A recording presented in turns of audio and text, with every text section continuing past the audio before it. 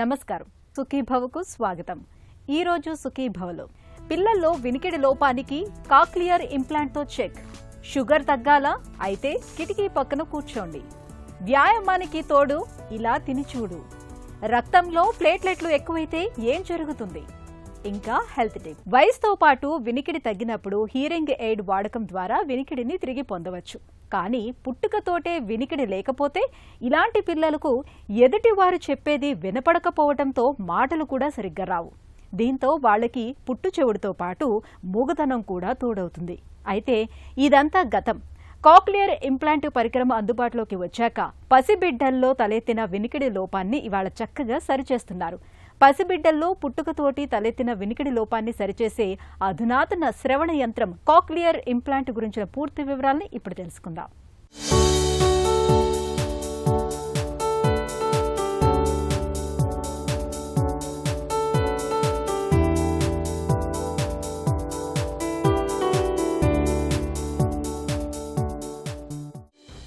భాష మనిషి ఆలోచనకు ఆయువు పట్టు. ఆ భాషకు మూలం మాట. ఆ మాటకు ఆధారం వినికిడి. వినికిడి లేకుంటే మాట లేదు. మాట లేకపోతే భాష లేదు. భాషే లేకపోతే ఆలోచనలే దెబ్బతింటాయి.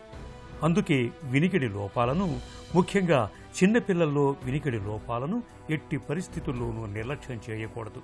పెద్దల్లో వినికిడి లోపాలను శ్రవణ యంత్రాల సాయంతో ఎలాగోలా అధిగమించవచ్చు. కానీ పిల్లల్లో వినికిడి లోపాలు, అందులోనూ పుట్టుకతోటి వచ్చే వినికిడి లోపాల్ని ఒక్క కాక్లియర్ ఇంప్లాంట్తో మాత్రమే సరిచేసుకునే వీలుంది. అసలేమిటి కాక్లియర్ ఇంప్లాంట్? కాక్లియర్ ఇంప్లాంట్ ఎలా పనిచేస్తుంది? కాక్లియర్ ఇంప్లాంట్ అనేది it is an electronic device. దానికి రెండు భాగాలు ఉంటాయి. చెవి వెనక భాగంలో చర్మం కింద టెంపరల్ బోన్ మీద బెడ్ చేసి అమర్చుతాం. అది లోపల జీవితాంతం లోపలే ఉంటుంది. దానికి వెలుపల సౌండ్ ప్రాసెసర్ అని వస్తుంది. ఈ సౌండ్ ప్రాసెసర్లో రెండు రకాలుగా ఉంటాయి. ఒకటి సింగిల్ యూనిట్ ప్రాసెసర్ అని, అలాగే బిహైండ్ ది ఇయర్ ప్రాసెసర్ కూడా వస్తుంది. అది చెవి మీద హియరింగ్ ఎయిడ్ లాగా ఇట్లా తగిలించి ఉంటుంది. ఇలా రెండు రకాల ప్రాసెసర్స్ ఉంటాయి. సో ఇలా రెండు పార్ట్స్ ఉంటాయి. వెలుపల ఉన్న ఈ సౌండ్ ప్రాసెసర్ మనం అట్మాస్ఫియర్లో ఉన్న శబ్దాన్ని గ్రహించి దాన్ని ఎలక్ట్రికల్ సిగ్నల్స్గా మార్చి లోపల ఉన్న రిసీవర్ స్టిమ్యులేటర్ డివైస్కి అందించడం ద్వారా కాక్లియాలో ఎలక్ట్రోడ్ ఇన్సర్ట్ చేసుంటాం కాబట్టి శబ్ద తరంగాలు ఎలక్ట్రోడ్ అరే ద్వారా కాక్లియర్ నర్వ్ని డైరెక్ట్గా స్టిమ్యులేట్ చేస్తాయి. అంటే ఇన్నర్ ఇయర్లో డ్యామేజ్డ్ హెయిర్ సెల్స్ని బైపాస్ చేసి ఈ కాక్లియర్ ఇంప్లాంట్ ఎలక్ట్రోడ్ డైరెక్ట్గా కాక్లియర్ నర్వ్ స్టిమ్యులేట్ చేసి శబ్ద తరంగాలను మెదడుకు పంపించి మనం వినగలిగేట్ చేస్తుంది. మనం శబ్దం వినే తీరు ఎలా ఉంటుందంటే, బయటకు కనిపించే బాహ్య చెవి శబ్ద తరంగాలను మధ్య చెవిలోకి పంపిస్తుంది. ఆ శబ్దాన్ని మధ్య చెవి యాంత్రిక తరంగాలుగా మార్చి అంతర్చెవిలోకి పంపిస్తుంది. ఆ యాంత్రిక తరంగాలను మధ్య చెవి విద్యుత్ సంకేతాలుగా మార్చి శ్రవణ నాడి ద్వారా మెదడుకు చేరవేస్తుంది. అప్పుడు మనకు శబ్దం వినిపిస్తుంది. ఇది మన శబ్దాన్ని వినే తీరు. సరిగ్గా కాక్లియర్ ఇంప్లాంట్ కూడా ఇదే సూత్రంపై ఆధారపడి పనిచేస్తుంది. పసితనంలో వినికిడి బాగుంటేనే పిల్లలు బయట నుంచి మాటలు విని ఆ మాటల్ని తిరిగి పలుకుతూ మెల్లగా మాటలు నేర్చుకుంటారు. ఒకవేళ పుట్టుకతో వినికిడి లేకపోతే ఆ పిల్లలకు చెవిటితనంతో పాటు మూగతనం కూడా వచ్చేస్తుంది. జన్యుపరమైన లోపాలు ఉన్నా, అంతర్చెవిలో వినికిడికి తోడ్పడే కణాలు సరిగా తయారవ్వకపోయినా పిల్లలకు వినికిడి లోపాలు రావచ్చు. ఇలా పుట్టుకతో పిల్లల్లో వినికిడి లోపిస్తే దాన్ని అధిగమించటానికి మన ముందున్న ఏకైక మార్గం కాక్లియర్ ఇంప్లాంట్ పెట్టడమే. కాక్లియర్ ఇంప్లాంట్ సర్జరీ ఎవరికి ఉపయోగం అంటే, severe to profound hearing loss ఉన్న వాళ్ళకి, 70-75 డెసిబెల్స్ పైన వినికిడి ప్రాబ్లం ఉన్న వాళ్ళకి, హియరింగ్ ఎయిడ్స్ ఉపయోగం లేని వాళ్ళకి cochlear implant is the ultimate treatment. Cochlear implant surgery advise చేసే ముందు ఫస్ట్ క్లినికల్ ఎగ్జామినేషన్ చేస్తాం పేషెంట్ ఇయర్. అలాగే కొన్ని వినికిడి టెస్టులు చేస్తాం. అంటే వయసును బట్టి చిన్న వయసులో ఉన్న వాళ్ళకి 4 సంవత్సరాల లోపు వాళ్ళకి brain stem evoked response audiometry ద్వారా మనం హియరింగ్ ప్రాబ్లం తీవ్రతని గుర్తించగలుగుతాం. Whether it is 60 decibel, 70 or 80, 90 or above అనేది మనం ఈ బెరా టెస్ట్ ద్వారా గుర్తించగలుగుతాం. అలాగే ఆటో అకౌస్టిక్ ఎమిషన్ అనే ఇంకొక టెస్ట్ కూడా చేస్తాం. అలాగే ఏఎస్ఎస్ఆర్ అనే టెస్టులు, ఈ టెస్టులు చేసి మనం సమస్య తీవ్రతను గుర్తించగలుగుతాం. చెవిటితనం అనేది మామూలుగా 3 రకాలుగా వస్తుంటుంది. ఒకటి, పుట్టుకతోటి వినికిడి బాగానే ఉండి మాటలు నేర్చుకున్నాక చెవుడు రావటం. రెండోది, పుట్టుకతోటి వినికిడి పూర్తిగా లేకపోవటం వల్ల చెవిటితనం రావటం. మూడోది, 5 ఏళ్లలోపు పిల్లల్లో మెనింజైటిస్ వల్ల వచ్చే చెవిటితనం. ఈ 3 రకాల వినికిడి లోపాల్ని ఇవాళ కాక్లియర్ ఇంప్లాంట్తో సరిచేయచ్చు. పెద్దల్లో కూడా వినికిడి లోపం తీవ్రంగా ఉన్నప్పుడు, అంటే వినికిడి 85% పైగా క్షీణించినప్పుడు కాక్లియర్ ఇంప్లాంట్ పెట్టడం ద్వారా ఆ వినికిడి లోపాన్ని అధిగమించవచ్చు.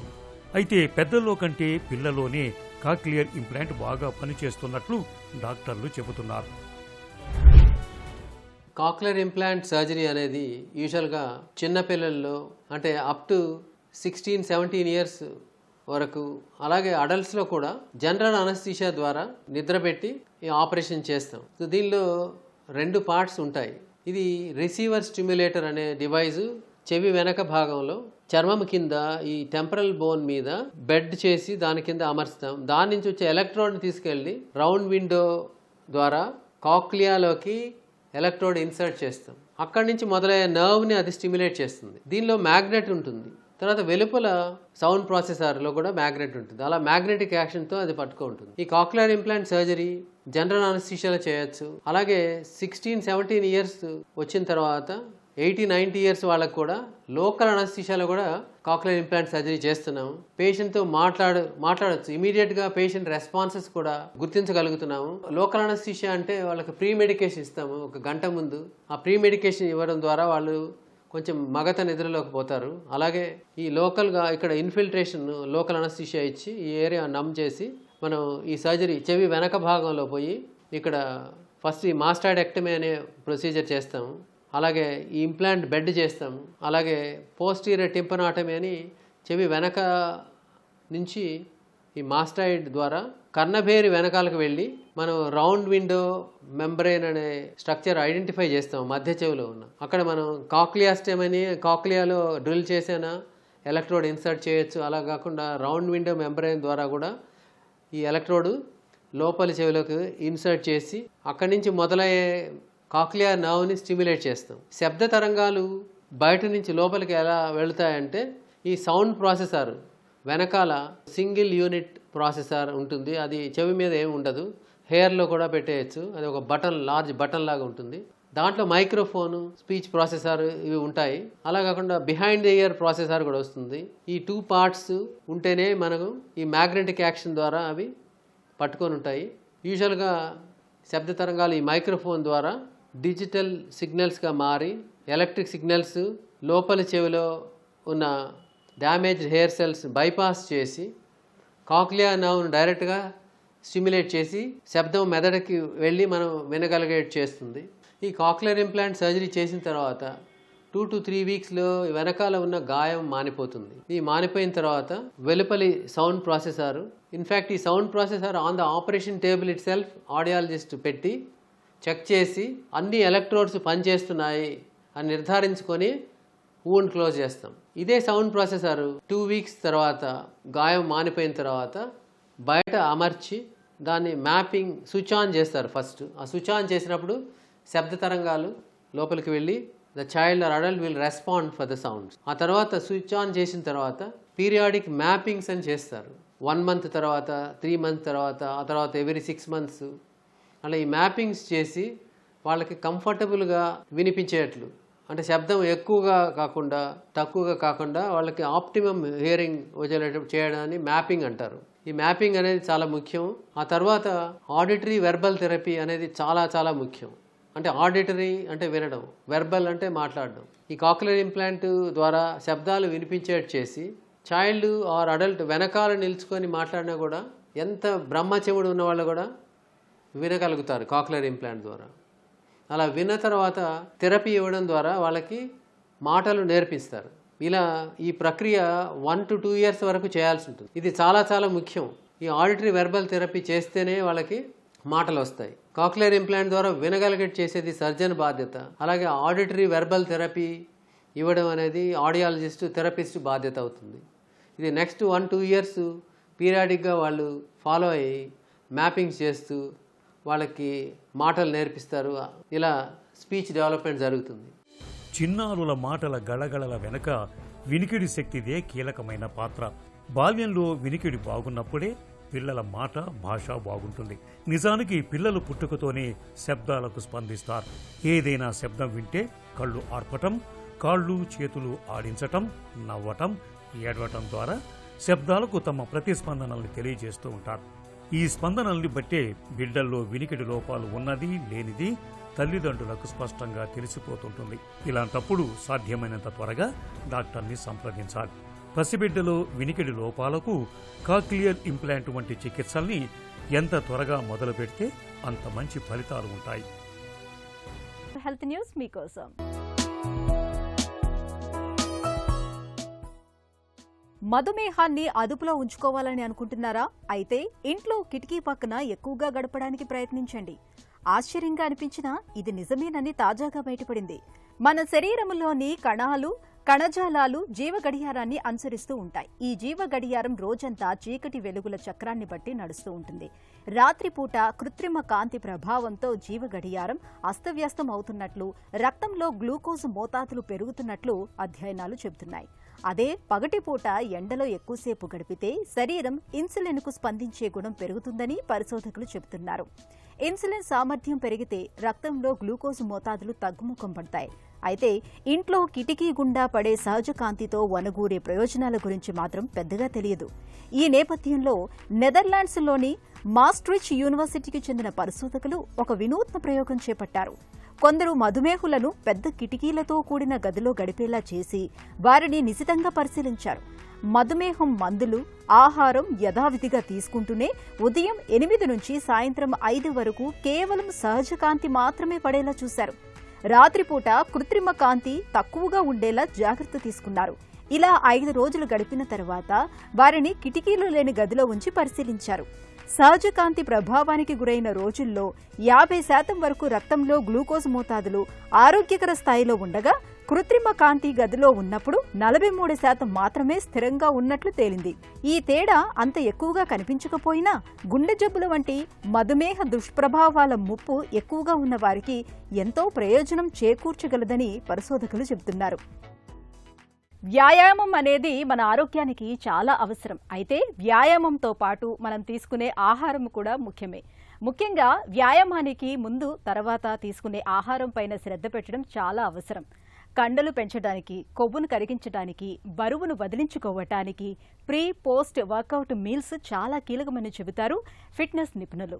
వ్యాయామానికి ముందు తర్వాత ఆహార విషయంలో తీసుకోవాల్సిన జాగ్రత్తల గురించి ఇప్పుడు తెలుసుకుందాం.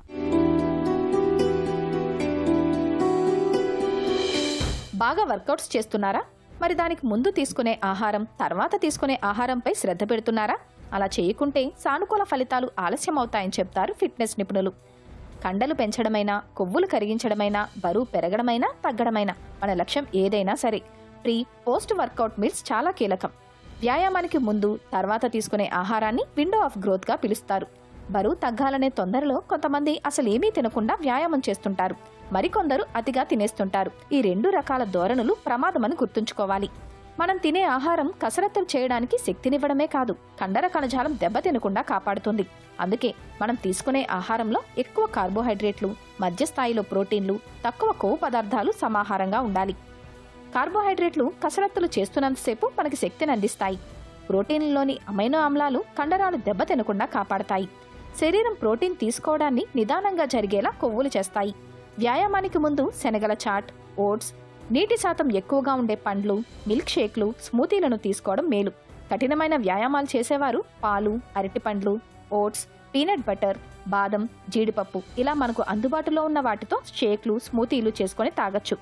వ్యాయామం తర్వాత కండర కణజాలం దెబ్బతినే అవకాశం ఉంటుంది. ఈ పరిస్థితిని నివారించడానికి, కండరాలను సాధారణ స్థితికి తీసుకురావడానికి ప్రోటీన్ చాలా అవసరం. చాలా మంది వే ప్రోటీన్ తీసుకుంటారు. దాన్ని నీళ్లలోనే తాగాలి. పాలతో తీసుకుంటే జీర్ణ ప్రక్రియ నిదానంగా సాగుతుంది. వే ప్రోటీన్ కి బదులు పాలు, అరటిపండ్లు, గ్రిల్ చికెన్, బంగాళదుంప, మసాలా పన్నీర్, చెనా, ఎగ్ వైట్స్, పళ్ళు, ఖర్జూరాలు, పెసరట్టు, మిల్క్ దలియా, ఓట్స్ తీసుకోవచ్చు. ఉదయం వ్యాయామం చేసేవాళ్ళు ప్రీ వర్కౌట్ మీల్గా అల్పాహారం తీసుకోవచ్చు. కసరత్తులు ప్రారంభించే 15 నిమిషాల ముందు కావాలనుకుంటే గ్రీన్ టీ, బ్లాక్ కాఫీ తాగొచ్చు. సాయంత్రం పూట వ్యాయామం చేస్తున్నప్పుడు బ్లాక్ కాఫీ తీసుకోకపోవడమే మంచిది. వ్యాయామానికి ముందు అంటే 1-2 గంటల ముందు ప్రీ వర్కౌట్ మీల్ తీసుకోవాలి. తీసుకున్న ఆహారం వ్యాయామం చేసేటప్పుడు అసౌకర్యంగా అనిపించకూడదు. పోస్ట్ వర్కౌట్ మీల్ వ్యాయామానికి 1 గంట తర్వాత తీసుకోవాలి. కఠినమైన వ్యాయామాలు చేసేవారు కండరాల పునరుద్ధరణకు 1 గంటలోపే తీసుకుంటే మంచిది. ఇక ఖాళీ కడుపుతో వ్యాయామం చేయకూడదు. రక్తంలో ప్లేట్లెట్లు తగ్గటం మనకు తెలుసు. డెంగీ బారిన పడ్డప్పుడు అత్యవసరంగా ప్లేట్లెట్లను ఎక్కించడము మనకు అనుభవమే. అయితే దీనికి భిన్నంగా రక్తంలో ప్లేట్లెట్ కణాలు విపరీతంగా పెరిగిపోయే అరుదైన పరిస్థితులు కూడా కొంతమందిలో కనిపిస్తూ ఉంటాయి. రక్తంలో ప్లేట్లెట్లు ఎక్కువగా ఉండటం మంచిదే కదా అని మనకు అనిపిస్తుంది. కానీ అతి సర్వత్రా వర్జేయత అన్నట్లు రక్తంలో ప్లేట్లెట్లు ఎక్కువగా ఉండటం కూడా మంచిది కాదు. నిజానికి దాన్నొక బ్లడ్ క్యాన్సర్గా చెప్తారు డాక్టర్లు. వైద్య పరిభాషలో థ్రాంబోసైటిస్గా పిలిచే ఈ సమస్య గురించిన పూర్తి వివరాల్ని డాక్టర్ని అడిగి ఇప్పుడు తెలుసుకుందాం.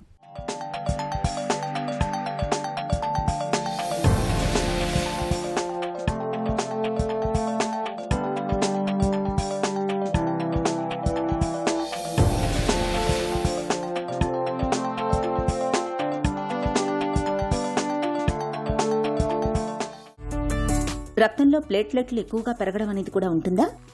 థ్రోంబోసైటోసిస్ అంటే మనకు ప్లేట్లెట్ ఎక్కువ ఉండేది. థ్రోంబోసైటోపీనియా మా భాషలో ప్లేట్లెట్ తక్కువ ఉండేది. ప్లేట్లెట్ తక్కువ ఉండేది మనకి కామన్గా ఈ డెంగ్యూ ఇన్ఫెక్షన్స్ వల్ల, ఐటీపీ వల్ల చూస్తూ ఉంటాం. దానివల్ల చాలా భయపడిపోయి హాస్పిటల్లో అడ్మిట్ అయ్యి ప్లేట్లెట్ ఎక్కించే అవసరాలు అన్నీ ఉంటాయి. కానీ ఈ అతివృష్టి అనావృష్టి రెండు మనకి ప్రాబ్లం ఉన్నట్లు ప్లేట్లెట్స్ ఎక్కువ ఉన్నా కూడా ప్రాబ్లమే. దాన్ని థ్రోంబోసైటోసిస్ అంటాం మా భాషలో. సో అవి కొన్ని కామన్గా చూస్తే 70-80% థ్రోంబోసైటోసిస్ రియాక్టివ్గా ఉంటాయి. వేరే జబ్బుల కారణం వల్ల, బ్లడ్లో ఐరన్ తక్కువ ఉండే వల్ల మనకి థ్రోంబోసైటోసిస్ ఉంటుంది. కొన్ని ఒక 15-20% మనకి కొన్ని మ్యూటేషన్స్ వల్ల కూడా థ్రోంబోసైటోసిస్ ఉంటుంది. ప్లేట్లెట్స్ ఎక్కువ ఉంటుంది. రక్తంలో ప్లేట్లెట్లు పెరగడానికి వెనుక కారణాలేంటి? ప్రైమరీ సెకండరీ కాజెస్ అంటామండి. ప్రైమరీ కాజెస్ అంటే మనకి ఏది ఒక మ్యూటేషన్, బోన్ మ్యారోలో మ్యూటేషన్ అయ్యి ప్లేట్లెట్ ప్రొడక్షన్ ఎక్కువ ఉంది. మనకి బాడీ ఎలాగంటే ఇన్ని platelets 4 lakhs 5 lakhs platelets 1.5 lakh to 5 lakh platelet maintain చేసే కోసం బాడీ కరెక్ట్గా ఎక్కువ సెల్స్ ప్రొడ్యూస్ అయినా మన బాడీ ఆ సెల్స్ని చంపేస్తుంది. స్ప్లీన్ అనే ఆర్గన్ చంపేస్తుంది. కానీ కొన్ని కారణాల వల్ల, కొన్ని మ్యూటేషన్స్ వల్ల ఎక్కువ ప్రొడక్షన్ అవుతుంది బోన్ మ్యారోలో. దాన్ని ప్రైమరీ థ్రోంబోసైటోసిస్ అంటాం. మా భాషలో ఎసెన్షియల్ థ్రోంబోసైటోసిస్ అంటాం. కొన్ని సెకండరీ థ్రోంబోసైటోసిస్, సెకండరీ అంటే వేరే కారణాల వల్ల. కామన్గా ప్లేట్లెట్స్ ఎక్కువ ఉండేది ఐరన్ డెఫిషియన్సీ. ఐరన్ డెఫిషియన్సీ ఉన్నప్పుడు హిమోగ్లోబిన్ తగ్గుతుంది, కానీ ప్లేట్లెట్ పెరుగుతుంది బాడీ కంపన్సేట్ చేసే కోసం. ఆర్ కొన్ని other liver problems, kidney cyst, దానివల్ల కూడా ప్లేట్లెట్స్ పెరుగుతుంది. డీహైడ్రేషన్ వల్ల కూడా ప్లేట్లెట్ పెరిగే ఛాన్సెస్ ఉంటాయి. ఇవి కామన్ కాజెస్గా ఉంటాయి. కొన్ని మందుల వల్ల కూడా ప్లేట్లెట్స్ అనేవి పెరుగుతాయి. రక్తంలో ప్లేట్లెట్లు పెరిగితే ఏం జరుగుతుంది? ఏమైనా ప్రమాదమా? ప్లేట్లెట్ తక్కువ ఉంటే మనం వినింటాం బ్లీడింగ్ అయ్యే రిస్క్ ఉంటుంది. సో కానీ దాని ఉల్టా అంటే ప్లేట్లెట్ పెరిగితే మనకి క్లాట్ అయ్యే ఛాన్స్ ఉంటుంది. ఎసెన్షియల్ థ్రోంబోసైటిస్ జబ్బులో కామన్గా క్లాట్ అయ్యే ఛాన్సెస్ ఉంటాయి. డాక్టర్ దగ్గర చాలా మంది వచ్చినప్పుడు కదా ఒక 10 మందిలో ఎవరికి క్లాట్ అయి ఉంటుంది. దానివల్ల టెస్ట్ చేస్తే ప్లేట్లెట్ పెరిగి ఉంటుంది. రక్తంలో ప్లేట్లెట్లు ఎక్కువగా ఉన్నట్లు ఎలా గుర్తిస్తారు? ఎలాంటి పరీక్షలు చేస్తారు? కామన్గా ఈ ప్లేట్లెట్ ఎక్కువ తెలిసేది కదా మనకి బ్లడ్ టెస్ట్లు. కామన్ జనరల్ ఫిజిషియన్ ఎవరైనా జనరల్ డాక్టర్ దగ్గర వేరే కారణాల వల్ల పోయినప్పుడు టెస్ట్ చేసినప్పుడు ప్లేట్లెట్ మనకి 5 లక్షల కన్నా ఎక్కువ ఉన్నప్పుడు దాన్ని థ్రోంబోసైటోసిస్ అంటాం, తెలుస్తుంది. ఒకసారి ప్లేట్లెట్స్ ఎక్కువ ఉన్నాయి కంటిన్యూస్గా అన్నప్పుడు మనకి ఏ కారణం వల్ల పెరిగింది మనం టెస్టులు చేస్తాం.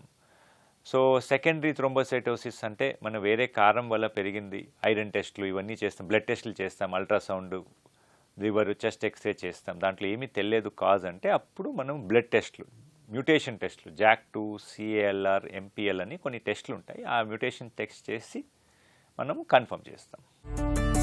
రక్తంలో ప్లేట్లెట్లు ఎక్కువగా ఉన్నప్పుడు చికిత్స ఎలా ఉంటుంది?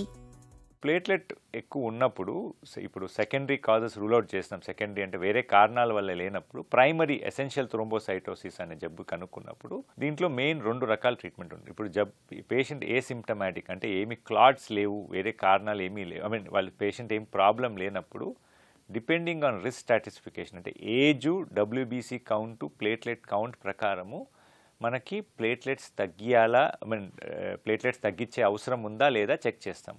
లో రిస్క్ అంటే ఎవరికి ప్లేట్లెట్ తగ్గించే అవసరం లేదు, వాళ్ళకు చిన్న anti clotting tablet, anti platelet ఈ ఆస్పిరిన్ ఆర్ క్లోపిడోగ్రిల్ అని ట్యాబ్లెట్ పడతాం. హై రిస్క్ అంటే క్లాట్ అయ్యే హై రిస్క్ ఉండే వాళ్ళలో మనకి ప్లేట్లెట్ తగ్గించే కోసం కొన్ని ట్యాబ్లెట్స్ ఉంటాయి, హైడ్రాక్సియూరియా అండ్ రుగ్జోలోటినిబ్ అని. అవి చూసుకొని స్టార్ట్ చేస్తాం. రక్తంలో ప్లేట్లెట్లు పెరగడం అనే సమస్యపై మనకు ఎలాంటి అవగాహన అవసరం? ఫస్ట్ థింగ్ మనకి ప్లేట్లెట్ ఎట్లా తగ్గుతుంది, పెరిగేది గారు ఒక జబ్బు అని తెలియాలి.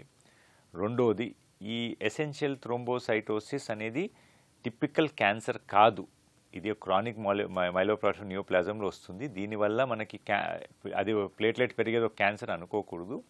అందరికీ ట్యాబ్లెట్లు అవసరం లేదు. ప్లేట్లెట్ 7-8 lakhs ఉన్నా కదా మీకు సిమ్టమ్స్ లేవు అంటే సింపుల్ ఈ యాంటీ ప్లేట్లెట్ ట్యాబ్లెట్ తీసుకున్నా సరిపోతుంది. కానీ లెస్ దెన్ 5% మందికి ఇది బ్లడ్ క్యాన్సర్లో, ఈ జబ్బు ఉండే వాళ్ళకి బ్లడ్ క్యాన్సర్గా మారే ఛాన్సెస్ ఉంటాయి. సో అదొక్కటి అవగాహనలో పెట్టుకోవాలి. సో ప్లేట్లెట్ ఎక్కువ ఉండే వాళ్ళలో మనకి మళ్ళీ సేమ్ డీహైడ్రేషన్ అంటే బాగా వాటర్ తాగి డీహైడ్రేట్ కాకుండా చూసుకోవాలి.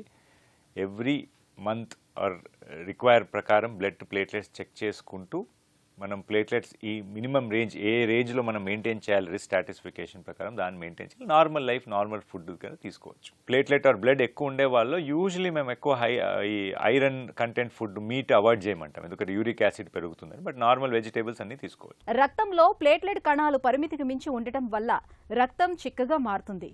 దీంతో రక్తానికి గడ్డకట్టే స్వభావం పెరుగుతుంది. ఫలితంగా గుండెపోటు, పక్షవాతం వచ్చే ముప్పు పెరుగుతుంది. కాబట్టి రక్తంలో ప్లేట్లెట్ కణాలు పరిమితికి మించి ఉన్నప్పుడు సత్వరమే వైద్యం తీసుకోవటం అన్ని విధాల మేలు. ఇక ఈరోజు కార్యక్రమాన్ని ముగించే ముందు ఒక చిన్న చిట్కా మీకోసం.